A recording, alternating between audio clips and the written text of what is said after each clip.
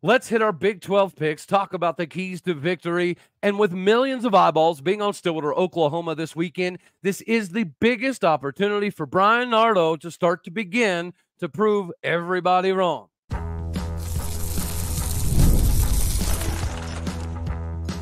You are Locked On Oklahoma State, your daily podcast on the Oklahoma State Cowboys, part of the Locked On Podcast Network, your team every day. Howdy, y'all, and hello, all. Welcome back to Locked On Oklahoma State, your daily stop for all things Cowboy and Cowgirl related. My name is Cody Stovall. I want to thank you kindly for stopping by to make this your first listen. We're available on all of your podcasting platforms, visually as well on YouTube. Find me personally on X at AllDayOState. Today, we're partially brought to you by FanDuel. Right now through September 22nd, couple days left, all FanDuel customers can bet $5 and get a 3-week free trial of NFL Sunday Ticket from YouTube and YouTube TV. Visit FanDuel.com to get started today. We are going to get started in the conversation of not only Cowboy football taking on Utah in a game that undoubtedly is the best matchup of the weekend. ESPN Game Day has an agenda to push. We get it. The Heupel OU story, kind of cool, even though OU looks slightly pedestrian, as does Bryan Nardo's defense. Now, this is definitely something that's been problematic because we have the dudes to get stuff done. If we had this amount of athleticism, size, speed, and talent on the 2021 defense, instead of being top 3 in the country by the end of the season, we'd have been number 1 in the country at the end of the season. The frustrating part is the fact that we do have the dudes that we've basically never had before and the depth behind them. So it's a head-scratching moment to see so many wide receivers get wide open and have so many lanes, busted out of the seams for every running back that comes through Stillwater, Oklahoma. Of course, these are issues, and these are issues that need to be resolved. If Bryan Nardo keeps mixing and matching, I think we could be okay. He was talking on the OSU Max, right? And he was having a meeting with the players coming into SDSU week, and he was talking about how one of his philosophies has always been adjust to what the players' strengths are instead of trying to get the players to conform to one specific system, which is precisely why he's been able to adapt a little bit more of a 4-man front in his 3-3-5 system. I would argue that the lack of aggression is one of the most problematic areas. And part of that has to start up at the defensive line. The D-line has not gotten enough push to help out anybody in the back end. That's just a fact, right? Unfortunately, the run blocking has been a little bit downtrodden as well. The O-line, D-line have been an issue for Oklahoma State. In order for any 3-3-5 to be productive, your D-line does at least have to make things problematic on the quarterback, and thus far, we haven't really done a whole lot of that. The sacks that we had last year, they're not seeming to come as frequently this year. The tackles for loss, same story there. The chunk plays are unfortunately identical to last year. Now, the benefit to Bryan Nardo is time and time again, there's been at least 6-7 games that his fourth quarter adjustments have gotten enough turnovers to win us ball games. That's obviously not fool's gold because he's able to repeat that thing quite often. But why do we struggle so much for the first 3 quarters? And it's not always necessarily just making adjustments. If you go back to the Arkansas game, every 3rd and 12, 3rd and 11, for the most part, especially in the first half, we didn't really send a lot of pressure. And since our D-line didn't get there and we didn't have an extra spy contained guy that was able to keep pace with Talon Green, we obviously know how that went. It has to start up front. If we don't get it done on the O-line, D-line, this game is going to be somewhat meaningless. This is a game where he needs to lean on guys like Nick Martin. Kendall Daniels needs to step up. I do know that the adjustment phase that Bryan Nardo talked about pre-SDSU is currently taking shape. The loss of Colin Oliver does mean that we have to kind of maneuver some guys around. Obi Ezegbo has filled in not only admirably, but he's been absolutely phenomenal. But Kendall Daniels might be a better fit to step up into that spot and athletically do something against all of these tight ends that Utah has that are going to be a nightmare to stop. Justin Kirkland, Colin Clay, you got to get more push. This is a game that Justin Kirkland circled a long time ago. This is a game that Justin Kirkland hoped and dreamed of whenever he transferred to Oklahoma State before Utah was ever even in the conference. So if guys like Sesi Velahe and Justin Kirkland can't use that motivation, channel it, and become something different on the field, this could be a difficult process. We've been seeing him on Oates run all over the field, and I think Amon Oates is kind of like Deshaun Brown last year. The guy would get so close to several tackles for loss, literally fingertips and inches away, but it just didn't always happen. That is Amon Oates. I will admit his effort is absolutely amazing, and it's a breath of fresh air.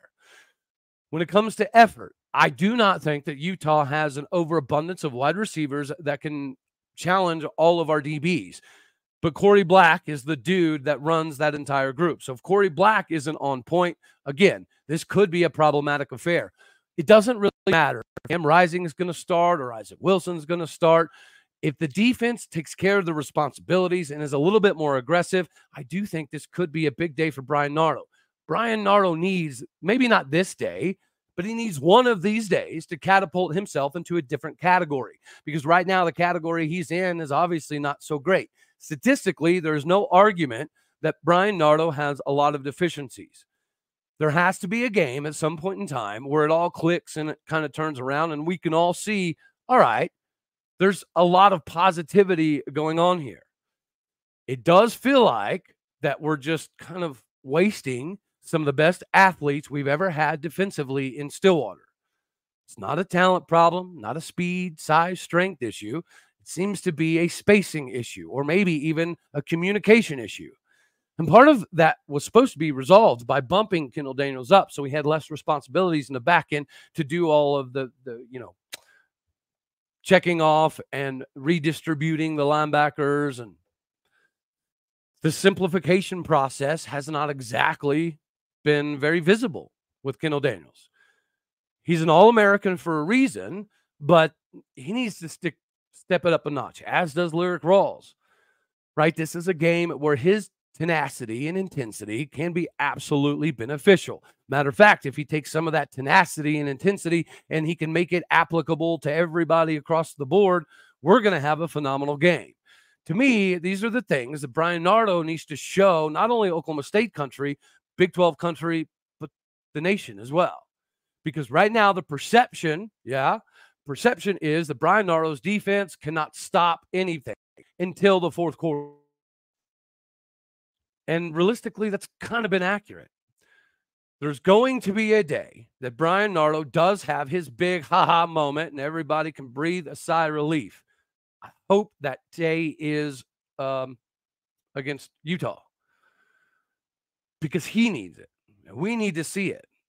And Big 12 country needs to know that Oklahoma State does have some deficiencies, but the more the season goes along, the less and less those deficiencies become visible.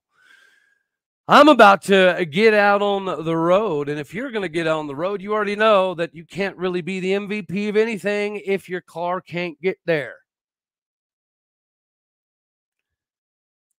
eBay Motors has everything you need to stay in the game, be the MVP, and get your vehicle up to peak performance. Whether you're into LED lighting kits, roof racks, exhaust kits, it doesn't really matter.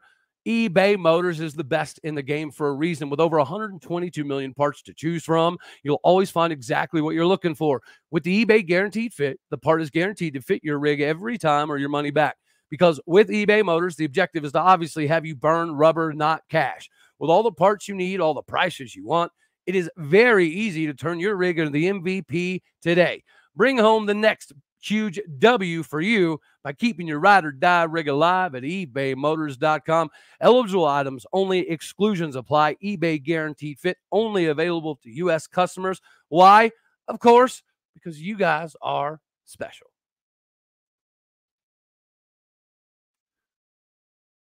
It's going to take a special effort by all of the Cowboys to get this thing done. For as much as we've discussed some of the differentiation between Oklahoma State and Utah from a roster perspective, I don't think anybody has ever downplayed the fact that this is the most talented team we've played this year.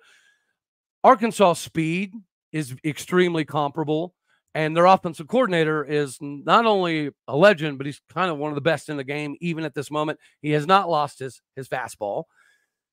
But whenever you look at this Utah ball club, there's a lot of things that we need to do to get this victory done. Obviously, Bryan Nardo's defense rising to the occasion on the national scene is one of the biggest glaring needs that we have. Casey Dunn the unpredictability would be a good time to show itself. We went over some of the stats yesterday of SDSU, Arkansas, and the beginning of the Tulsa game. 102 snaps, 33 of those were, unfortunately, a light box, and we weren't able to always take advantage of it. 25 of those obviously being pass plays. So again, the predictability is an issue. If he can resolve that, then I think we have a big opportunity to, again, show the nation what this is. The marquee matchups in the Big 12 are going to be somewhat few and far between because we're already seeing the SEC propaganda pushing with the Tennessee OU game day matchup. So it is what it is. When we do have these moments, we have to capitalize. The coordinators need to have the right game plan, the right scripting, and the ability to make adjustments on the fly instead of just at halftime. If we can do that, we can make adjustments on the fly and we can give them some wrinkles they haven't seen before.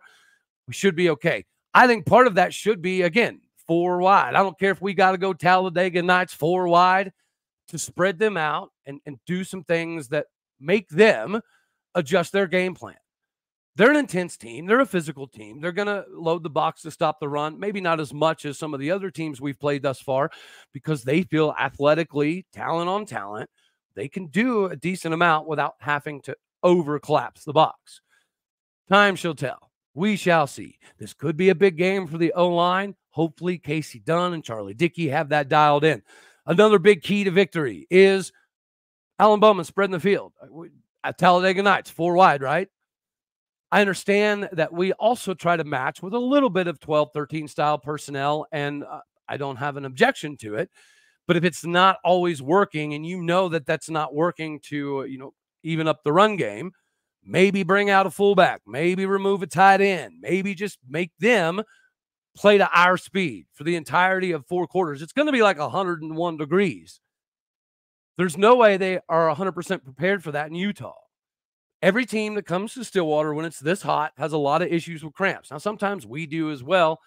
So that's going to be something to pay attention to. If the offense can get them rocking and rolling, turn this thing into some sort of a track meet, the track meet that we didn't exactly want to have versus Arkansas, I think that we can have against Utah. And that might be part of the process here for Casey Dunn and Alan Bowman. Biggest key to victory might be find a way to nullify the success of all of their tight ends. They have 4 or 5 dudes that would likely start in Stillwater. That's not a knock on Josh Ford. We're seeing his maturation process begin very quickly. Hopefully he can have a big game. If we have a tight end versus tight end battle that is nobody in Oklahoma State country could have ever predicted. We haven't had a tight end versus tight end battle really since Blake Jarwin was here. His success with the Dallas Cowboys showed us that we should have utilized them even more. Their tight ends are the best in the Big 12 by far. I would argue that the tight end depth at Utah is probably the best in the country, and it's really not all that close. They utilize tight ends like Iowa State has for years. If you look at the Charlie Kolars of the world, they have those dudes, and they can just keep rotating. So if there's a spot that Utah has on the field that is going to be problematic, it's probably going to be the tight ends, and we need to do everything we can to rectify that difficulty. And finally, to me, the biggest key to this victory, we've already alluded to it. I'm sure you can guess what it is. It's O-line play. They haven't allowed a sack or really a significant hit on Alan Bowman for 9 of the last 12 games. But pass blocking and run blocking have unfortunately been 2 entirely different things. I do know that there's numerical advantages that we can utilize in this game that we haven't used thus far. I hope we've been a little bit vanilla. I hope that this is the coming out party for a lot of people in a Cowboy jersey. If you slow down this Utah attack and you make them one-dimensional, clearly that allows the back end of your defense to have more abilities. The vulnerability is up front, right? We can rip on the D-line just like we can rip kind of on the O-line. If they put a full game together, if the offensive line does an equal job run blocking, pass blocking, getting to the second level, and they get some assistance from a tight end and maybe a fullback here and there, that should spell a recipe for success. I can tell you what Utah fans do not want is for Ollie Gordon to have one of his crazy breakout 200-yard style games, because they're planning on obviously stopping him. They know that they're going to give up some chunks and some big plays offensively with our wide receiver group. So if they can make us one-dimensional, I'm sure they feel like at some point in time, Alan Bowman's going to make enough mistakes for them to not only stay in the game, but get the W. The O-line has been great in one area, slightly deficient in another. If you, again, can do this on a national stage, it will kind of shut up some of the doubters, some of the haters, and make people realize that Oklahoma State is not only a Big 12 title contender, but a CFP contender, a legitimate CFP contender that could do a little bit more than just get there. Now, I don't know about you. Let me know down in the comment section. Utah fans as well, let me know down in the comment section. When it comes to the playoff race, I've been curious. Would you rather have a top 4 spot with a bye or a 5-9 spot where you get to host a game, a playoff game in your home stadium? I know I kind of lean towards hoping we get the 5, 6, 7 spot. I want to host a CFP game for the first year ever of the 12-team format in Stillwater, Oklahoma. And I'm sure Utah fans, for the most part, would likely want to have that happen in Salt Lake City, Utah. So let me know down in the comment section, would you prefer the first round bye of a top 4 seed, or would you actually prefer the 5-9 slot? And let me know if I'm crazy for wanting the 5-9 slot. This game is going to show us what the Big 12 race is going to look like. And the benefit for Oklahoma State is we immediately play Kansas State next week. We need Kansas State to take care of business today against BYU. So again, just like the Utah situation, we want them undefeated and ranked as highly as physical possible. We need as many strength of schedule, RPI boosts that we can get, because when you do look at the playoff picture at the end of the year, there's going to be a possibility to get 2 Big 12 teams in the dance. But it's going to come down to resume, down to games like this. And again, we can all hate on OU and Texas. They deserve a lot of it, but they did bring a massive amount of eyeballs, even when Texas was pretty terrible for 11, 12 years. We're going to miss a little bit of that. But this is going to be one of those moments. This is going to be one of those times where you literally have millions of eyeballs all across the country watching you. So if the offensive line can send a message, I think that we definitely end up getting the W. Be that nasty, ruthless, aggressive, not dirty, but you get my drift. Be that O-lineman. Get the pancakes and squish the syrup into the turf while you're at it. Don't be nice. Don't be helping them up. Don't be welcoming them to the Big 12 politely. The fan base can do that outside of that 60 minutes. Before that 60 minutes, just be the most intense group on the field, because their D-line is definitely good enough to test us. I think we have the size advantage. Well, I know we have the size advantage. If you look all the way across the board, I believe the average that we had on pounds-wise was like 21, 22 pounds.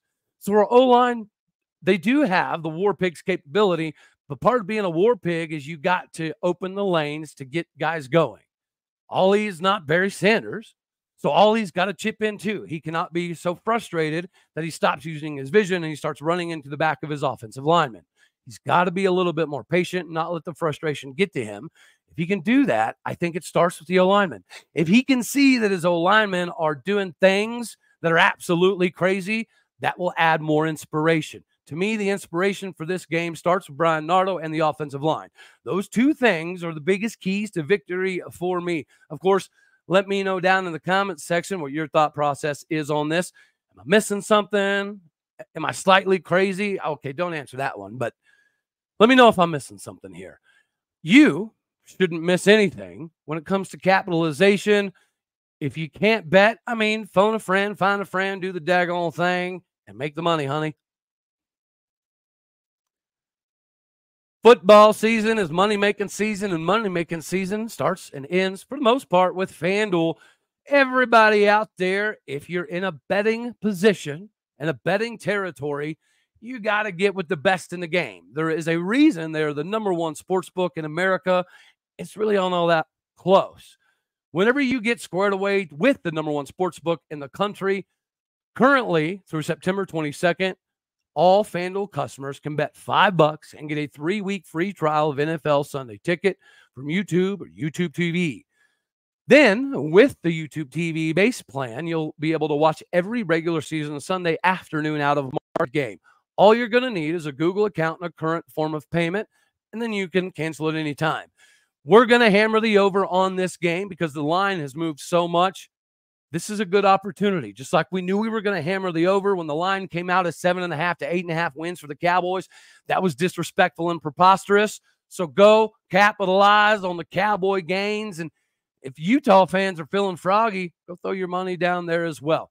FanDuel is the best in the game for you to capitalize on your monetary values. All righty. So we've got to skedaddle on off of here and try to get out on the road here pretty quick.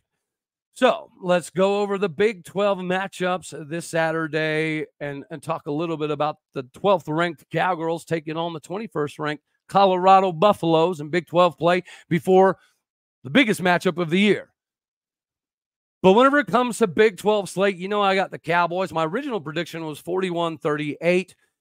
If there's some quarterback controversy and Isaac Wilson is, in fact, the starter, I think I would lower that a little bit, more like 38, 31-ish, because they are good. They are going to make this a game. This is not going to be easy regardless of who they're playing at quarterback.